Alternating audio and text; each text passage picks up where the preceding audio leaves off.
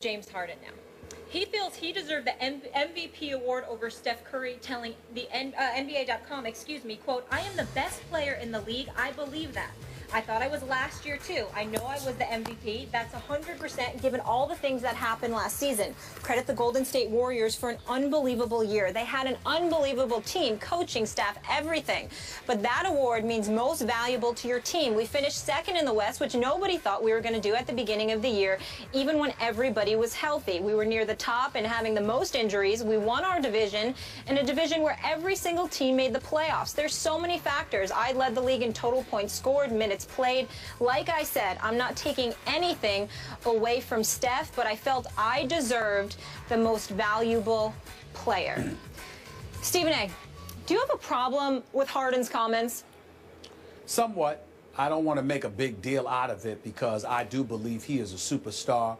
He is big time. He can ball, and he is to be highly respected. Having said that, he's got to kind of get some of his facts straight. Number one, he did not lead the league in minutes played. That would happen to be Jimmy Butler of the Chicago Bulls. That's number one. Number two, when you look at his numbers, 27-7, 44% shooting, 37% shooting from three-point range. He was absolutely sensational, particularly when you consider the fact that Dwight Howard missed about 40 games. Ultimately, Patrick Beverley went down. You have to look at it from that perspective, and without a doubt, James Harden carried the Houston Rockets. He is the star of that franchise. He is the star in that city. They go where he takes them. There is no question about it. But let's not think that that is a license to minimize what Steph Curry accomplished. Steph Curry did average 23.7 to James Harden 27.4. But he also averaged more assists, a little bit 7.7 as opposed to just 7 for Harden. But he also played considerably less minutes. And why was that? Because the Golden State Warriors were annihilating competition while the Houston Rockets, dare we say, made things far more interesting than they needed to be. And if we're also being honest, for the most part, Steph Curry outperformed James Harden in the postseason. Obviously, the votes probably were tallied before that. That had nothing to do with it, but there was confirmation about Steph Curry's value, not just as an individual offensive juggernaut because he's the best marksman, the best sniper that we have seen in NBA history, but also because of the fact that no matter how talented Golden State is, his greatness still managed to shine brightly.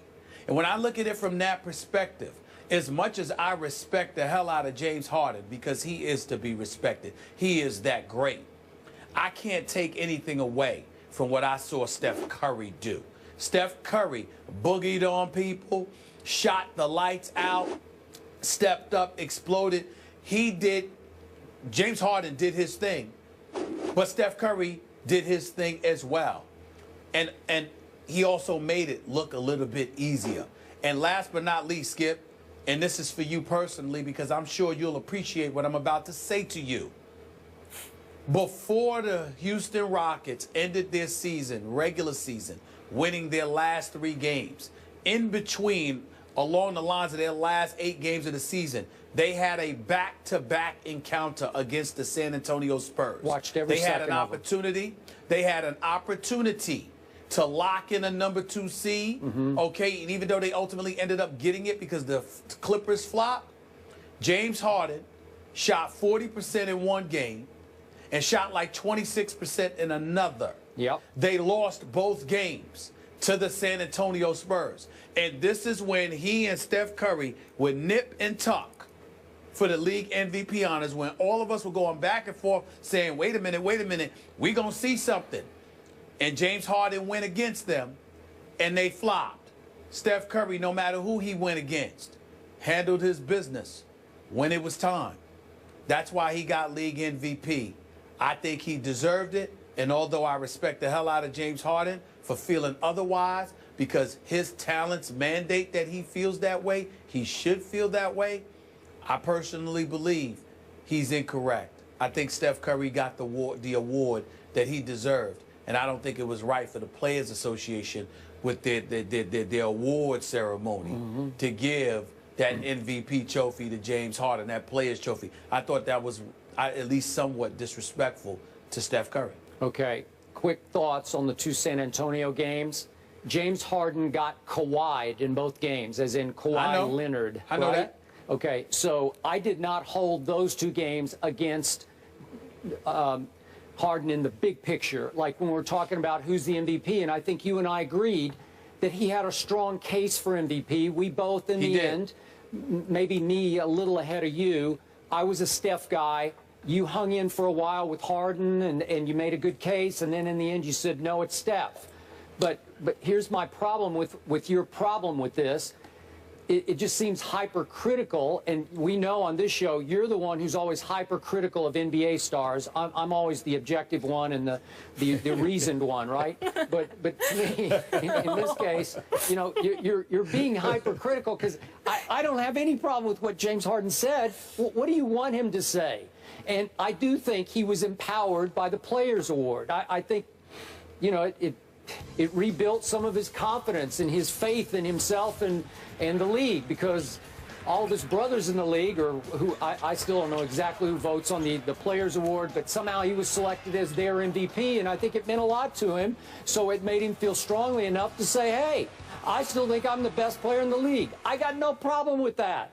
Do I agree with that? No, I don't agree with that, but I don't think less of him for saying that. I actually think more of him because he's really good, and I think they are going to be really good this year. And we'll see when crunch time comes. Like you said, he had those 2 bad games that they were in the playoffs that didn't count against him in the regular season. But the 2 worst games of the year for him was Game 3 at home and then Game 5 at Golden State when he went 3 for 16 and 2 for 11. Those were bad. Those said you're not the best player in the game. But go ahead. But let's be clear about something here. Number one, that was a real funny joke that you told, that I'm more hypercritical than you. Well, we all know that. On anything, You let alone overreact. NBA players. Yeah. That is More straight. emotional. That is straight comedy. That's number one. It's the truth. Number 2, it's not the truth. Number 2, let's be clear about something here. I don't have a problem with him feeling the way that he feels. I don't have a problem with it, period. We're just talking. But what I'm saying is it was how elaborative he was in his explanation as to why he deserved it that I disagree with. I just disagree with it. I think when you take into account the fact that Golden State was blowing out a few folks, Steph Curry only averaged 32 minutes a game. You know why? Because he could afford to. Yeah. Because he didn't need to play those minutes, because the team collectively was handling its business and running people off the floor. Houston made things far more interesting. James Harden did a lot of damage, and we know he can do anything on the offensive side of the ball that he wants to, but primarily he spent a lot of time dribbling, hogging the ball, and shooting. Yeah, he did. Now, he was effective, but that's what he did. And so what I'm saying to you is that this ain't AN1. This ain't Rutgers Park. You understand it? This is the NBA. And your ability to do that doesn't warrant you deserving the MVP award. I think he's a superstar. Personally, I don't even call him a star. I think James Harden is a superstar, deserving of all of our respect.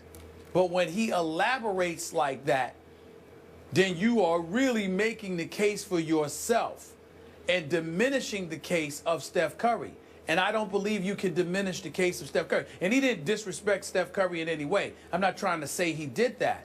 I'm just simply saying the arguments that he made for himself against Steph Curry doesn't hold water entirely, because there are nuggets of information to refute that. Again, Jimmy Butler played the most minutes. Again, Steph Curry didn't have to play the minutes that James Harden had to play, not just because, you know, they were winning, they were blowing people out. Yeah. And despite the team that surrounded Steph Curry, he still shined. Now, I'll tell you how James Harden can earn league MVP.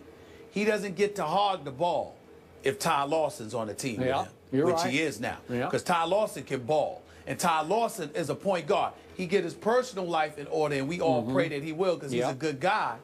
The bottom line is, James Harden, if he does what he did last season with Ty Lawson on the floor with him, then he will deserve league MVP, because it won't be hogging the ball, taking most of the shots.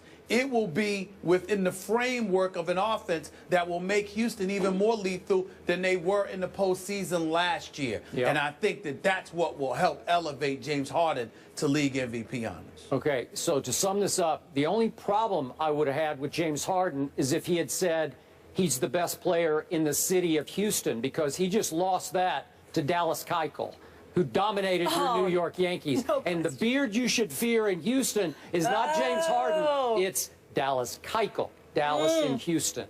I think you would agree with that, actually. When I saw the note that Alex Rodriguez is hitless in his last 19 postseason at-bats, this is not the day that I'm in a position to come back at you for such a statement. I'm so disgusted with Alex Rodriguez. I'm so disgusted with him. We're playing for CeCe now. We're playing for CeCe now. This is what he said. And what did I say immediately when he said that, Skip? I had a problem with it. I said, well, if he goes out and stinks up the joint. Did you play for CeCe then? What does he do? He goes out and stinks up the joint. I'm just so disgusted. You got me today. I'm going to leave it alone. Well, where I got you is that Dallas Keuchel just finished pitching 22 total innings against your New York Yankees this year, 2 regular and 1 playoff game, and they still haven't scored on him. Keep your chin up, superstar. All right, stay in New York. Odell Beckham is catching a lot more than just footballs. He's catching heat from the Bills. Herm Edwards will join us after the break, and we'll get into it.